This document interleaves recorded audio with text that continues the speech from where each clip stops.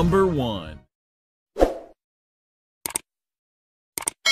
Ini mempengaruhi pola pikir umat Islam sendiri sehingga ikut-ikutan termakan opini dari framing tadi Ustaz ya.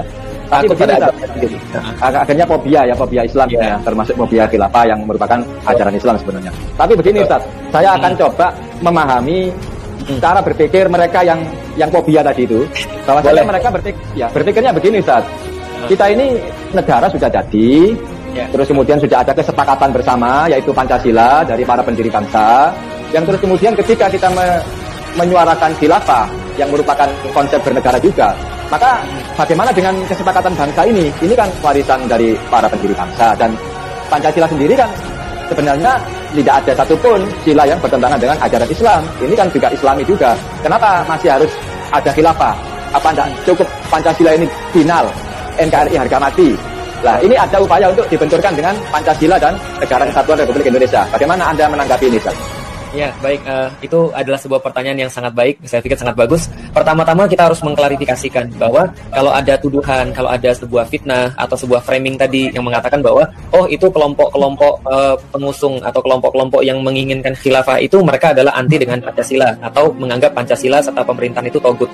Maka saya sampaikan bahwa itu tidak betul. Kenapa? Karena saya sampai sekarang pun tidak pernah sekalipun memberikan statement atau pernyataan yang seperti itu. Bahkan sudah maaf, saya potong sebentar. Jadi kita ingin apakah antum pernah mentauhidkan Pancasila, mengkafirkan NKRI atau mensyirikkan Indonesia? Mohon untuk diperjelas ini, Ustaz, ya. Ini kita akan jawab nanti. Baik, tidak pernah sama sekali saya mentogutkan Indonesia ataupun mengkafirkan NKRI ataupun menganggap bahwa Pancasila itu adalah togut, itu tidak pernah sama sekali. Nah, karena bahkan saya berkali-kali menyampaikan pada umum bahwa saya sangat merasa kagum dengan kehebatan, kepintaran ulama-ulama pada zaman dahulu ketika mereka itu berhasil menyisipkan password tertentu di dalam Pancasila. Jadi kalau kita cermati Pancasila itu kan dari segi susunan itu juga diperdebatkan, juga dari segi diksi itu juga diperdebatkan. Dan kita tahu waktu itu di Panitia 9 ada 4 orang ulama yang mereka itu diberikan wakil daripada aspirasi kaum muslimin yang ada di Indonesia. Maka mereka menyisipkan beberapa password yang hanya bisa dipahami dengan bahasa Al-Quran, yang bahkan mungkin dengan bahasa Arab tidak cukup. Nah, itu kemarin saya bahas tentang hikmah yang rame itu kemana-mana. Yang saya bahas tentang ketika dikatakan kerakyatan yang dipimpin oleh hikmah atau hikmat kebijaksanaan itu tidak bisa diartikan dengan bahasa Indonesia, karena dia bukan bahasa Indonesia. Tidak juga bisa diartikan dengan bahasa Arab, karena kalau dalam bahasa Arab saja tidak cukup. Tapi membahas tentang hikmat ini harus menggunakan bahasa Al-Quran. Barulah kita bisa tahu apa yang disebut dengan hikmat kebijaksanaan. Contohnya lagi misalnya kemanusiaan yang adil dan beradab. Kenapa dia harus jadi nomor 2 setelah ketuhanan yang Maha Esa?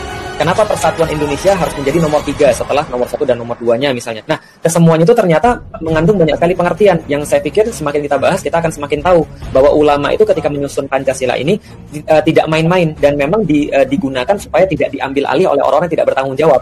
Dan pada faktanya sebenarnya kan ketika tahun-tahun 50-an gitu kan ya, tahun-tahun 50-an itu kan Pancasila juga sempat diambil alih dalam tanda kutip. Jadi diaku-aku oleh orang-orang PKI. Makanya orang-orang PKI sampai menulis buku membela Pancasila, menganggap bahwa mereka paling Pancasilais. Pada titik itu mereka melakukan sesuatu yang terjadi pada zaman sekarang, yaitu adalah menganggap para ulama-ulama seolah-olah anti Pancasila. Sehingga tokoh-tokoh seperti Buya Hamka, Muhammad Nasir, dan tokoh-tokoh muslim yang lain seolah-olah anti Pancasila. Padahal kita mengatakan bagaimana mungkin orang muslim itu bisa anti Pancasila. Orang kemudian di antara 5 sila itu hampir kesemuanya mengandung bahasa Arab, bahkan bahasa Al-Quran. Bahkan kemudian kalau ditilik lagi secara langsung, hanya ada satu agama di Indonesia yang terang-terangan mengatakan Qul huwallahu ahad. Katakanlah Tuhan itu cuma satu, yaitu Esa. Maka ketuhanan yang Maha Esa itu benar-benar mewakili kaum muslimin. UUD 45 pembukaannya juga sama, atas berkat rahmat Allah yang Maha Kuasa. Maka kemudian di situ kita bisa melihat sangat kental sekali jiwa-jiwa ulama kita itu dengan Islam yang mereka tuangkan dalam Pancasila ataupun mereka tuangkan dalam undang-undang dan segala macamnya. Nah, lalu kemudian berikutnya yang lain. Kalau memang ini adalah sebuah kesepakatan, tentu kita juga menghormati kesepakatan. Dan selain menghormati kesepakatan, kita juga harus mengingat bahwa ketika Indonesia ini merdeka pada tanggal 17 Agustus 1945, maka selepas proklamasi itulah pada tanggal 18 itu ada kejadian yang penting. Kejadian yang penting itu adalah ketika sila pertama itu diubah kenyataannya gitu kan ya, yang kita kenal dengan nama Piagam Jakarta itu. Nah, ini kan terjadi di dalam sejarah kita, dan kita sudah mengetahui ada 7 kata yang hilang yang sudah disepakati oleh para founding fathers, disepakati oleh para ulama, yaitu adalah ketuhanan dengan kewajiban melaksanakan syariat Islam pada pemeluk-pemeluknya. Itu ada.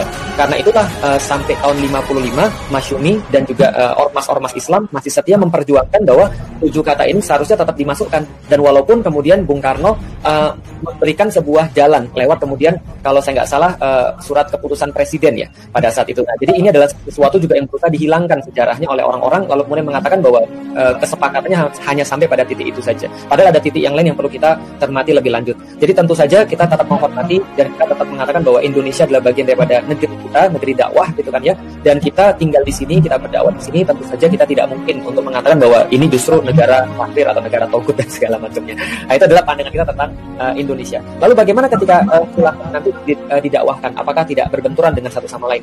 Kalau prinsipnya sebenarnya setiap manusia itu kan tidak ada yang sempurna. Adanya saya sebagai manusia pasti punya kekurangan. Adanya orang lain pasti juga punya kekurangan. Maka ketika saya ditanyakan apakah Indonesia ini sudah full menerapkan Islam, jelas saya jawab belum. Kenapa? Karena ada secara faktual banyak sekali hal-hal yang sudah ditawarkan oleh Islam, yang sudah Rasulullah ajarkan dan pahamkan kepada kita, tapi belum diterapkan di Indonesia. Karena itu saya rasa sangat wajar sebagai seorang Muslim ketika kita berusaha untuk terus-menerus menyempurnakan diri dan juga menyempurnakan Indonesia yang kita cintai ini. Maka khilafah yang saya kemudian perjuangkan, yang saya kemudian sampaikan sebenarnya adalah sebuah cara untuk menerapkan prinsip-prinsip ilahiyah di dalam kehidupan kita sehari-hari.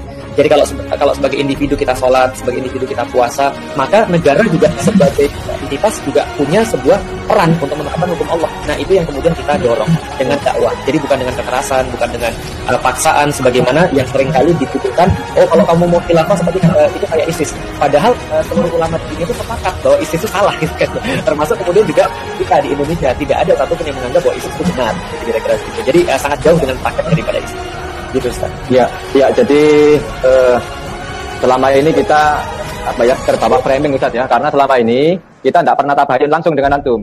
Kita hanya mendengar opini-opini, katanya pengusung khilafah ini mentogutkan Pancasila, mengkafirkan NKRI, anti negara bangsa dan seterusnya. Ternyata setelah mendengar penjelasan dari antum, tidak ada indikasi sama sekali Ustaz ya. Ya, intinya kita juga menganggap bahwasanya makar terhadap negara itu adalah sesuatu yang tidak boleh. Jadi makanya kita sangat menentang. Contoh misalnya ketika ada pemisahan wilayah-wilayah dari Indonesia, kita menentang pemisahan Papua, kita menentang pemisahan Maluku, kita menentang pemisahan Timur.